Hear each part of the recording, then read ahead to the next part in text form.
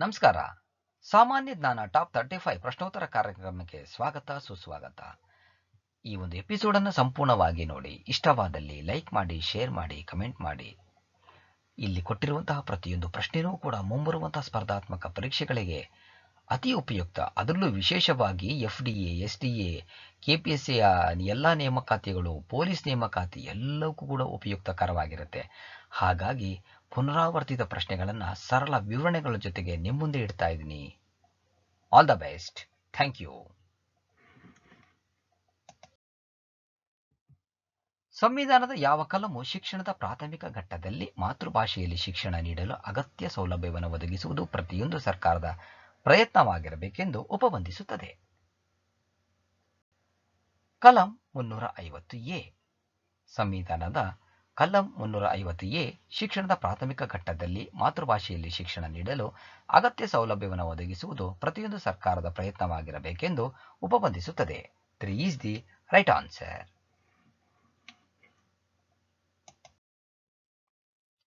ವಾಯುಗುಣ ಬದಲಾವಣೆಯ ಪರಿಣಾಮಗಳೆಂದರೆ ಭೂಮಿಯ ಮಂಜಿನ ಕರಗುವಿಕೆ, ಬಿ ಸಮುದ್ರ ಮಟ್ಟ ಬದಲಾವಣೆ, ಸಿ ಪ್ರವಾಹಗಳು ಮತ್ತು ಅನಾವೃಷ್ಟಿ, ಡಿ ಮಳೆ ಒತ್ತಡದ ಕ್ರಮದಲ್ಲಿನ ಬದಲಾವಣೆಗಳು. ಒತ್ತಡ ಅಂದರೆ ಪ್ರೆಸಿಪಿಟೇಷನ್. ಹಾಗಾದರೆ ಸರಿಯಾದ ಉತ್ತರ ಎ, ಬಿ, ಸಿ ಮತ್ತು ಡಿ. ವಾಯುಗುಣ ಬದಲಾವಣೆಯ ಪರಿಣಾಮಗಳು ಇವು ನಾಲ್ಕೂ ಕೂಡ ಹೌದು. 4 is the right answer. ದ್ರವದಲ್ಲಿ ಮುಳುಗಿಸಿದ ಒಂದು ಮಸೂರವು ಗೋಚರಿಸುವುದಿಲ್ಲ. ಯಾವಾಗೆಂದರೆ ಯಾವ ಸಮಯದಲ್ಲಿ ಗೋಚರಿಸುವುದಿಲ್ಲ? ಮಸೂರದ ವಕ್ರೀಭವನ ಸೂಚಕವು ದ್ರವದ ವಕ್ರೀಭವನ ಸೂಚಕಕ್ಕೆ ಸಮನಾದಾಗ, ಆಗ ದ್ರವದಲ್ಲಿ ಮುಳುಗಿಸಿದ ಒಂದು ಮಸೂರ ಗೋಚರಿಸುವುದಿಲ್ಲ. ಮಸೂರದ ವಕ್ರೀಭವನ ಸೂಚಕವು ದ್ರವದ ವಕ್ರೀಭವನ ಸೂಚಕಕ್ಕೆ ಸಮನಾದಾಗ ಗೋಚರಿಸುವುದಿಲ್ಲ. 2 is the right answer. ಲೋಕಸಭೆ ಸಭಾಧ್ಯಕ್ಷರನ್ನು ಅಂದರೆ ಸ್ಪೀಕರ್ ಕುರಿತಂತೆ ಈ ಕೆಳಗಿನ ಯಾವ ಹೇಳಿಕೆ ಸರಿಯಾಗಿದೆ? ಆತನು ರಾಜೀನಾಮೆ ನೀಡಲು ಉದ್ದೇಶಿಸಿದಲ್ಲಿ ಆತನ ರಾಜೀನಾಮೆ ಪತ್ರವನ್ನು ಉಪಸಭಾಧ್ಯಕ್ಷರಿಗೆ ನೀಡಬೇಕು ಎಂಬಂತ ಈ ಹೇಳಿಕೆ ಮಾತ್ರ ಸರಿ. 4 is the right answer. Habeas corpus writ ಜಾರಿಯಾಗುವುದು ಎಂದರೆ ಒಬ್ಬ ವ್ಯಕ್ತಿಯು ಮತ್ತೊಬ್ಬ ವ್ಯಕ್ತಿಯನ್ನು ಬಂಧನದಲ್ಲಿರಿಸಿದಾಗ ಆ ವ್ಯಕ್ತಿಯನ್ನು ನ್ಯಾಯಾಲಯದ ಮುಂದೆ ಹಾಜರುಪಡಿಸಲು ಮತ್ತು ಅಂತಹ ಬಂಧನ ಕೈಗೊಳ್ಳಲು ಇದ್ದ ಅಧಿಕಾರದ ಬಗ್ಗೆ ತೋರಿಸುವಿಕೆ ಆದೇಶದ ರೂಪದಲ್ಲಿ ಕರೆ ನೀಡುವುದು ಎಂದು ಅರ್ಥ. 2 is the right answer. Prime meridian 0 degree ರೇಖಾಂಶ, ಆರ್ಕ್ಟಿಕ್ ವೃತ್ತ 66.5 ಡಿಗ್ರಿ ಉತ್ತರ ಅಕ್ಷಾಂಶ, ಕರ್ಕಾಟಕ ಸಂಕ್ರಾಂತಿ ವೃತ್ತ 23.5 ಡಿಗ್ರಿ ಉತ್ತರ ಅಕ್ಷಾಂಶ, ಮಕರ ಸಂಕ್ರಾಂತಿ ವೃತ್ತ 23.5 ಡಿಗ್ರಿ ದಕ್ಷಿಣ ಅಕ್ಷಾಂಶ, 180 ಡಿಗ್ರಿ ರೇಖಾಂಶ ಅಂತಾರಾಷ್ಟ್ರೀಯ ದಿನಾಂಕ ರೇಖೆ. So 3 is the right answer. ಸಾಗರ ವಿದ್ಯುತ್ ಪ್ರವಾಹಗಳ ಕೆಲವು ಪ್ರಮುಖ ಕಾರಣಗಳೆಂದರೆ ಎ ಚಾಲ್ತಿಯಲ್ಲಿರುವ ಪ್ರಬಲ ಮಾರುತಗಳು, ಬಿ ಲವಣತೆಯಲ್ಲಿನ ವ್ಯತ್ಯಾಸಗಳು, ಸಿ ತಾಪಾಂಶದಲ್ಲಿನ ವ್ಯತ್ಯಾಸ, ಡಿ ಆಳದಲ್ಲಿನ ವ್ಯತ್ಯಾಸ. ಹಾಗಾದರೆ ಪ್ರಮುಖ ಕಾರಣ ಎ, ಬಿ ಮತ್ತು ಸಿ ಅಂದರೆ ಚಾಲ್ತಿಯಲ್ಲಿರುವ ಪ್ರಬಲ ಮಾರುತಗಳು, ಲವಣತೆಯಲ್ಲಿನ ವ್ಯತ್ಯಾಸ ಹಾಗೂ ತಾಪಾಂಶದಲ್ಲಿನ ವ್ಯತ್ಯಾಸ. 2 is the right answer. ಕ್ಲೋರೋಫ್ಲೋರೋ ಕಾರ್ಬನ್ಗಳನ್ನು ಕುರಿತಂತೆ ಈ ಕೆಳಗಿನವುಗಳಲ್ಲಿ ಯಾವುದು ಸರಿಯಾಗಿದೆ? ಎ ಓಜೋನ್ ಪದರದ ನಾಶಕ್ಕೆ ಇದು ಕೊಡುಗೆಯನ್ನು ನೀಡುತ್ತದೆ, ಬಿ ಏರೋಸಾಲ್ ಸಿಂಪಡಕ ಕ್ಯಾನ್ಗಳಲ್ಲಿ ಪ್ರೊಪೆಲ್ಲೆಂಟ್ಗಳಾಗಿ ಇವುಗಳು ಬಳಕೆಯಾಗುತ್ತವೆ, ಸಿ ಈ ಅನಿಲಗಳನ್ನು ರೆಫ್ರಿಜರೇಟರ್ಗಳು ಮತ್ತು ಹವಾನಿಯಂತ್ರಕಗಳಲ್ಲಿ ಶೈತ್ಯಕಾರಿಗಳಾಗಿ ಬಳಸಲಾಗುತ್ತದೆ. ಹಾಗಾದರೆ ಸರಿಯಾದ ಹೇಳಿಕೆ ಎ, ಬಿ ಮತ್ತು ಸಿ ಕೊಟ್ಟಿರುವಂತಹ ಮೂರು ಕೂಡ ಸರಿ. ಈ ಕ್ಲೋರೋಫ್ಲೋರೋ ಕಾರ್ಬನ್ಗಳೇ ಓಜೋನ್ ಪದರಕ್ಕೆ ನಾಶವಾಗುವಂಥದ್ದು. ಅವು ಏರೋಸಾಲ್ ಸಿಂಪಡಕ ಕ್ಯಾನ್ಗಳಲ್ಲಿ, ರೆಫ್ರಿಜರೇಟರ್ಗಳಲ್ಲಿ, ಹವಾನಿಯಂತ್ರಕಗಳಲ್ಲಿ ಬಳಕೆಯಾಗತ್ತೆ. 3 is the right answer. 21 March 1994 ವಾಯುಗುಣ ಬದಲಾವಣೆಗೆ ಸಂಬಂಧಿಸಿದಂತೆ ವಿಶ್ವಸಂಸ್ಥೆಯ ಚೌಕಟ್ಟು ಒಡಂಬಡಿಕೆಯು ಜಾರಿಗೆ ಬಂದಿದೆ ಮತ್ತು 197 ದೇಶಗಳಿಂದ ಅನುಮೋದಿತವಾಗಿದೆ. ಇದು ಕೆಳಗಿನ ಯಾವುದರಲ್ಲಿ ಸಮ್ಮತಿಸಲಾದ 3 ಒಡಂಬಡಿಕೆಗಳಲ್ಲಿ ಒಂದಾಗಿದೆ? 1992 ರಿಯೋ ಭೂ ಶೃಂಗಸಭೆ, 1992 ಜೂನ್ ಬ್ರೆಜಿಲ್ನ ರಿಯೋ ಡಿ ಜನೈರೋ ಪಟ್ಟಣದಲ್ಲಿ ಪೃಥ್ವಿ ಸಮ್ಮೇಳನ ಒಂದನ್ನು ನಡೆಸಬೇಕು ಹಾಗೂ ಎಲ್ಲಾ ದೇಶಗಳ ಮುಖ್ಯಸ್ಥರು ಅದರ ಪ್ರತಿನಿಧಿಯಾಗಿ ಭಾಗವಹಿಸಬೇಕು ಎಂಬುದೇ ಆ ತೀರ್ಮಾನ. ಭೂಮಿಯ ಒಟ್ಟು ಪರಿಸರವನ್ನು ಸಂರಕ್ಷಿಸುವ ಬಗ್ಗೆ ನಡೆದ ಅತ್ಯುತ್ತಮ ಮಟ್ಟದ ಮೊದಲ ಸಮ್ಮೇಳನ ಇದಾಗಿತ್ತು. 3 is the right answer. A scanner, B keyboard, C printer, D monitor, E plotter, F mouse. ಇವುಗಳಲ್ಲಿ ಔಟ್ಪುಟ್ ಸಾಧನಗಳನ್ನು ಗುರುತಿಸಿ. ಇದು ಕಂಪ್ಯೂಟರ್ನಲ್ಲಿ ಬಳಕೆಯಾಗುವಂತಹ ಸಾಧನಗಳು. ಔಟ್ಪುಟ್ ಮತ್ತು ಇನ್ಪುಟ್ ಅಂತಲೇ ಕರಿತೀವಿ.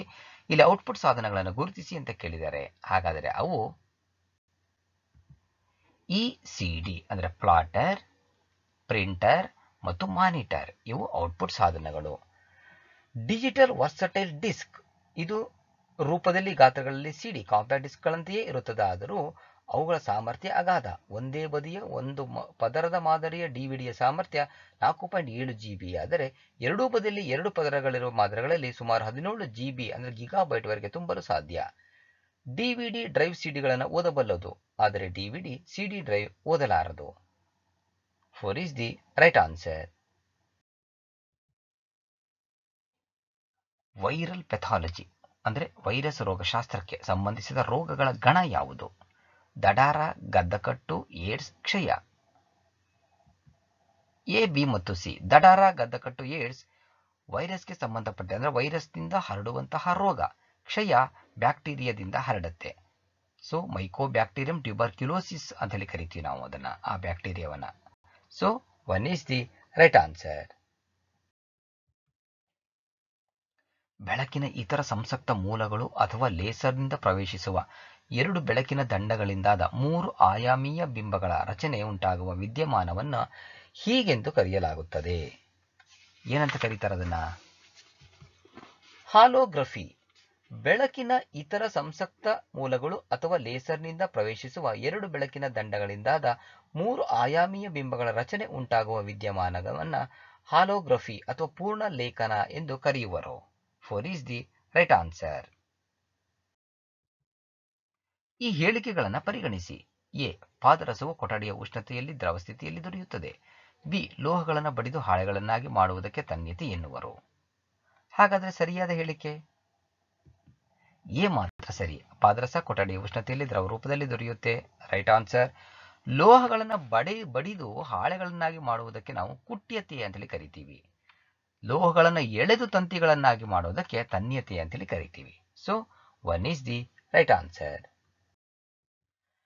ಲಿಂಗಾನುಪಾತ ಮಟ್ಟಗಳ ಬಗ್ಗೆ ಜಾಗೃತಿ ಮೂಡಿಸಲು ಮತ್ತು ಹೆಣ್ಣು ಮಕ್ಕಳ ಸಬಲೀಕರಣದ ವೃದ್ಧಿಗಾಗಿ ರಾಷ್ಟ್ರೀಯ ಹೆಣ್ಣು ಮಕ್ಕಳ ದಿನವನ್ನು ಈ ಕೆಳಕಂಡ ಯಾವ ದಿನಾಂಕದಂದು ಆಚರಿಸಲಾಗುತ್ತದೆ? ಜನವರಿ 24. ಲಿಂಗಾನುಪಾತ ಮಟ್ಟಗಳ ಬಗ್ಗೆ ಜಾಗೃತಿ ಮೂಡಿಸಲು ಜನವರಿ 24ರಂದು ಹೆಣ್ಣು ಮಕ್ಕಳ ರಾಷ್ಟ್ರೀಯ ಹೆಣ್ಣು ಮಕ್ಕಳ ದಿನವನ್ನು ಆಚರಿಸಲಾಗುವುದು. 2 is the right answer. ಈ ಕೆಳಗಿನ ಯಾವ ದೇಶದೊಂದಿಗೆ ಭಾರತವು ಅದರ ಅತಿ ಉದ್ದದ ಎಲ್ಲೆಯನ್ನು ಹಂಚಿಕೊಂಡಿದೆ? ಬಾಂಗ್ಲಾದೇಶ. ಬಾಂಗ್ಲಾದೇಶ ಇದರ ಮೂಲ ಹೆಸರು ಪೂರ್ವ ಪಾಕಿಸ್ತಾನ. ಇದು ಇರುವುದು ದಕ್ಷಿಣ ಏಷ್ಯಾದಲ್ಲಿ. ಬಾಂಗ್ಲಾದೇಶದ ರಾಜಧಾನಿ ಢಾಕಾ ಹಾಗೂ ಬಾಂಗ್ಲಾದ ಸಂಸತ್ತಿಗೆ ಜಾತೀಯ ಸಂಸತ್ ಎನ್ನುವರು. ಇಲ್ಲಿನ ಕರೆನ್ಸಿ ಟಾಕಾ. ಇದು ವಿಮೋಚನೆಯಾಗಿದ್ದು 1971 ಡಿಸೆಂಬರ್ 16ರಂದು. So 3 is the right answer. ವಿಶ್ವ ಪರಿಸರ ದಿನ ಜೂನ್ 5. ವಿಶ್ವ ಅರಣ್ಯ ದಿನ ಮಾರ್ಚ್ 21. ವಿಶ್ವ ಪರಿಸರ ದಿನ ಜೂನ್ 5, ವಿಶ್ವ ಅರಣ್ಯ ದಿನ ಮಾರ್ಚ್ 21, ವಿಶ್ವ ಓಜೋನ್ ದಿನ ಸೆಪ್ಟೆಂಬರ್ 16 ಹಾಗೂ ಮೇ 31 ತಂಬಾಕು ಮುಕ್ತ ದಿನಾಚರಣೆ. 1 is the right answer. ರೂಪಾಯಿಯ ಪರಿವರ್ತನೀಯತೆ ಎಂದರೆ ರೂಪಾಯಿಗಳನ್ನು ಇತರೆ ಕರೆನ್ಸಿಗಳಿಗೆ ಮತ್ತು ಇತರೆ ಕರೆನ್ಸಿಗಳಿಂದ ರೂಪಾಯಿಗೆ ಪರಿವರ್ತಿಸಲು ಮುಕ್ತವಾಗಿ ಒಪ್ಪಿಗೆ ನೀಡುವುದು ಎಂದು ಅರ್ಥ. 3 is the right answer. Eiffel tower ಎಲ್ಲಿದೆ? ಫ್ರಾನ್ಸ್. ಬಕಿಂಗ್ಹ್ಯಾಮ್ ಅರಮನೆ England, Colosseum Italy, Pentagon America, Eiffel tower France. 3 is the right answer. ಈ ಕೆಳಗಿನವುಗಳಲ್ಲಿ ಯಾವುದು ನೈಋತ್ಯ ರೈಲ್ವೆ ವಲಯದ ವಲಯ ಕೇಂದ್ರ ಕಾರ್ಯಸ್ಥಾನವಾಗಿದೆ? ಹುಬ್ಬಳ್ಳಿ ನೈಋತ್ಯ ರೈಲ್ವೆ ವಲಯದ ವಲಯ ಕೇಂದ್ರ ಕಾರ್ಯಸ್ಥಾನ Hubballi. 1 is the right answer. SAARC ಜಾರಿಗೆ ಬಂದಾಗ ಮೊದಲು ಇದ್ದ ಸದಸ್ಯ ರಾಷ್ಟ್ರಗಳ ಸಂಖ್ಯೆ 7. ಸಾರ್ಕ್ ಜಾರಿಗೆ ಬಂದಾಗ ಮೊದಲು ಇದ್ದ ರಾಷ್ಟ್ರಗಳ ಸಂಖ್ಯೆ 7. ಪ್ರಸ್ತುತ 8 ಸದಸ್ಯ ರಾಷ್ಟ್ರಗಳಿವೆ. 1985 ಡಿಸೆಂಬರ್ 8ರಂದು ಸಾರ್ಕ್ ಜಾರಿಗೆ ಬಂದಿದ್ದು. 2007ರಲ್ಲಿ ಸಾರ್ಕ್ನ 14ನೇ ಸಮ್ಮೇಳನದಲ್ಲಿ 8ನೇ ಸದಸ್ಯ ರಾಷ್ಟ್ರವಾಗಿ ಆಫ್ಘಾನಿಸ್ತಾನ ಸೇರ್ಪಡೆಯಾಯಿತು.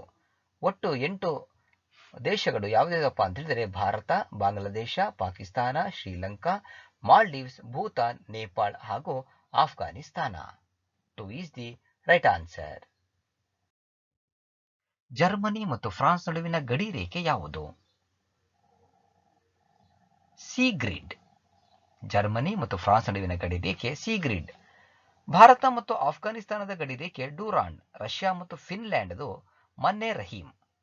ಹಾಗೂ ಹಿಂಡೆನ್ಬರ್ಗ್ ಎನ್ನುವುದು ಜರ್ಮನಿ ಮತ್ತು ಪೋಲೆಂಡ್ ನಡುವಿನ ಗಡಿ ರೇಖೆಯಾಗಿದೆ. 4 ಈಸ್ ದಿ ರೈಟ್ ಆನ್ಸರ್. ಹಣಕಾಸಿನ ಮತ್ತು ಸಾಲದ ನೀತಿಯು ಈ ಕೆಳಗಿನ ಯಾರಿಂದ ಪ್ರಕಟಿಸಲ್ಪಡುತ್ತದೆ? Reserve Bank of India. ಹಣಕಾಸಿನ ಮತ್ತು ಸಾಲದ ನೀತಿಯು ರಿಸರ್ವ್ ಬ್ಯಾಂಕ್ ಆಫ್ ಇಂಡಿಯಾದಿಂದ ಪ್ರಕಟಿಸಲ್ಪಡುತ್ತದೆ. 3 ಈಸ್ ದಿ ರೈಟ್ ಆನ್ಸರ್. ಭಾರತ ಮತ್ತು ಅಮೆರಿಕದ ಅಧ್ಯಕ್ಷರ ನಡುವಣ ಹೋಲಿಕೆಯನ್ನ ಕುರಿತಂತೆ ಕೆಳಗಿನ ಯಾವ ಹೇಳಿಕೆಗಳು ಸರಿಯಾಗಿವೆ? ಎ. ಭಾರತದ ಅಧ್ಯಕ್ಷರ ಅಧಿಕಾರಾವಧಿ 5 ವರ್ಷಗಳು. ಅಮೆರಿಕದ ಅಧ್ಯಕ್ಷರ ಅಧಿಕಾರಾವಧಿ 4 ವರ್ಷಗಳು. ಬಿ. ಭಾರತದ ಅಧ್ಯಕ್ಷರು ಹಲವು ಅವಧಿಗಳಿಗೆ ಪುನರ್ ಆಯ್ಕೆಯಾಗಬಹುದು. ಆದರೆ ಅಮೆರಿಕದ ಸಂಯುಕ್ತ ಸಂಸ್ಥಾನದ ಅಧ್ಯಕ್ಷರು 2ಕ್ಕಿಂತಲೂ ಹೆಚ್ಚಿನ ಅವಧಿಗಳಿಗೆ ಮೀರಿ ಕಾರ್ಯನಿರ್ವಹಿಸುವಂತಿಲ್ಲ. ಹಾಗಾದರೆ ಸರಿಯಾದ ಉತ್ತರ ಎ ಮತ್ತು ಬಿ ಎರಡೂ ಕೂಡ ಸರಿ. ಅಂದರೆ ಕೊಟ್ಟಿರುವಂತಹ ಹೇಳಿಕೆ ಸರಿಯಾಗಿದೆ. 3 ಈಸ್ ದಿ ರೈಟ್ ಆನ್ಸರ್. ಮಣ್ಣಿನ ಸಂರಕ್ಷಣಾ ಕ್ರಮಗಳು ಈ ಕೆಳಗಿನ ಯಾವುದನ್ನು ಒಳಗೊಳ್ಳುತ್ತದೆ? ಅರಣ್ಯೀಕರಣ, ಪಟ್ಟಿ ಬೇಸಾಯ, ಅತಿಯಾಗಿ ಮೇಯಿಸುವಿಕೆಯ ನಿರ್ಬಂಧ. ಸರಿಯಾದ ಉತ್ತರ ಎ, ಬಿ ಮತ್ತು ಸಿ. ಮಣ್ಣಿನ ಸಂರಕ್ಷಣೆ, ಅರಣ್ಯೀಕರಣ, ಪಟ್ಟಿ ಬೇಸಾಯ, ಅತಿಯಾಗಿ ಮೇಯಿಸುವಿಕೆ ನಿರ್ಬಂಧ ಇವು ಮೂರನ್ನೂ ಕೂಡ ಒಳಗೊಂಡಿರುತ್ತದೆ. 2 ಈಸ್ ದಿ ರೈಟ್ ಆನ್ಸರ್.